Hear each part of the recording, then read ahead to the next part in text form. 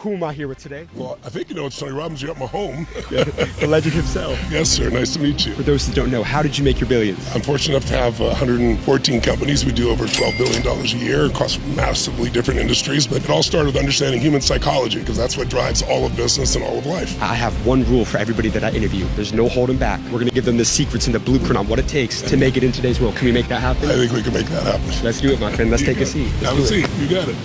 There's a saying that I love. If you don't come from a rich family can come from you. You didn't come from a rich family. What was Tonny Robbins' turning point to financial freedom? Tell us that turning point for those that don't know. Actually, the earliest was when I was 11 years old and we had no money and no food. I had 4 different fathers. My mom was a busy person. All my fathers, unfortunately, were not financially successful. And we had a Thanksgiving when I was 11. There was no money and no food. When I say no food, we had crackers and peanut butter, but not a Thanksgiving dinner. And there was a knock at the door. My parents were fighting and screaming at each other. And this man delivered an entire turkey, 2 whole bags of groceries for us. I thought it would make my father happy, but actually made him feel like he hadn't taken care of his family, or he made himself feel that way, and he left us. So it felt like the worst day of my life. But I took a different meaning from it. So number 1, there's food, what a concept. But number 2 is like, this made me believe strangers care. Because the person who delivered the food, I still don't know who it was. They didn't want credit. They just knew we were having a tough time. My entire life, people had said, we were in a really tough environment. And it looked like everybody said, no one gives a damn about anybody else. But I had completely different evidence. And so I thought, if strangers care about my family, I'm going to care about them. And so it launched me. And I thought, someday I'll feed at least 2 families, you know. So at 17, I fed 2, and then I got to 4, and then 8. I had a little small company I grew, and eventually I got to 4 million people a year. And then 12 years ago, I decided I wanted to provide 1 billion meals in the United States. And so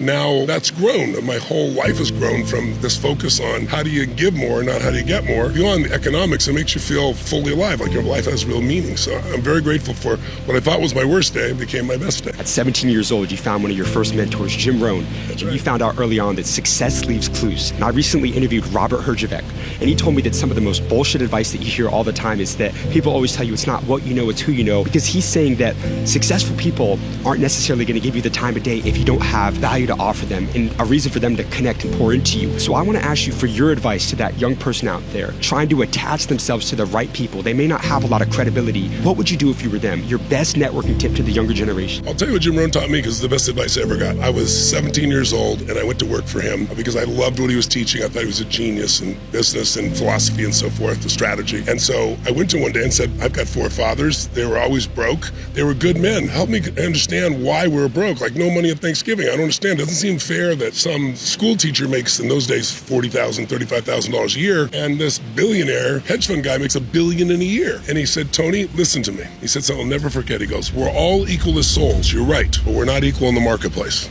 He said, if I asked you this, are there people making money, twice as much money in the same time? And I said, yeah, 10 times, yeah, 50 times, 100, yeah. How? I said, I don't know. He said, it's very simple. You have to become more valuable. You have to do more for others than anybody else in the marketplace. And so in the beginning, when I went around to try to get around people, we didn't have the social media world that we do now, where you can do some of the things you do. There was no way to get that out there. But I went to work for people. I worked as a janitor, so I'd be around them. I cleaned their desks and read all their during the night, truthfully. But then I gradually, as I kept adding value to people, and that's the whole game of life. I think the biggest challenge people are trying to figure out what they're going to get. But if you can figure out what you can give, the doors will open for you. But it has to be what people need, not what you want to give. Now, you've coached billionaires, you've coached presidents, military leaders. Among yourself and the most highly successful people that you study and know, what's that one trait they all have in common? Hunger and relentlessness, meaning it's never enough. They always want to be more, do more, give more, shape more, create more. I don't care if you're talking like, you know, somebody like Sir Richard Branson, or you're talking, you know, greatest 3-point shooter in the league, and you take a look at what Steph Curry does. That hunger to always be the best. And they never let themselves be sucked into the book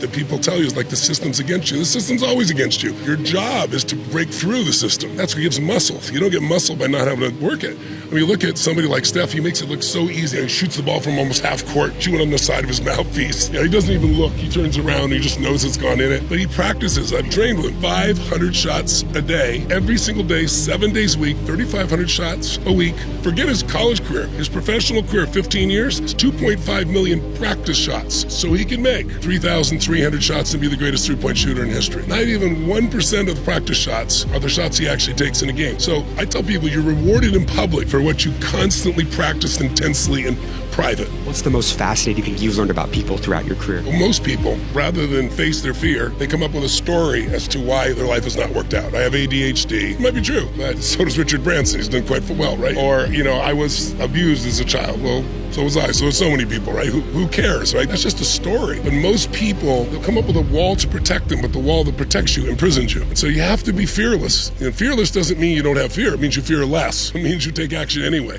Courage doesn't mean you're not afraid. Courage means you're scared, but you do it anyway. You have another summit that's coming up. Yes, I do. Once a year, I do a summit for 1.3 million people. I was like, I don't want people to be screwed over. I'm used to doing stadiums, and they started shutting down every stadium in the world. So I built a studio, 50-foot high ceilings and 25 LED screens, and I go for 3 days with people, and it's called Time to Rise. Go to timetorise.com, I believe it is, and there's no charge. All you got to do is show up for about 2.5 hours a day, and I'll show you how to start your year right. Instead of hoping the year's going to go right or setting a bunch of New Year's resolutions, we'll show you how to put a plan together that you can really implement, and people have a blast with it. 114 companies. There's a saying that I love: concentration builds wealth, diversification keeps it. You weren't afraid to diversify and go into different industries. At what point do you think an entrepreneur should diversify? That's a great question. I think the worst mistake a parent can make is they're a terrible parent, so they have a second child, right? And a third before they're really good at anything. And I see that with entrepreneurs often, because it's easy. It becomes fun to start something new. And I made that mistake early on myself. I remember one time I was going to a bunch of billionaire friends of mine that I was coaching, and then I said, I really want your help. I have all these opportunities. And they scolded the shit out of me and said, look, Tony, you got to master this thing before you go do these other 12 things. And so I think you have to have a certain level of mastery of business, economics, and so forth. Otherwise, you spread yourself too thin. But once you get to move from being an operator to an owner, how can I run 114 companies and be on the road and deliver and have 5 kids and 5 grandkids and a wife that I adore and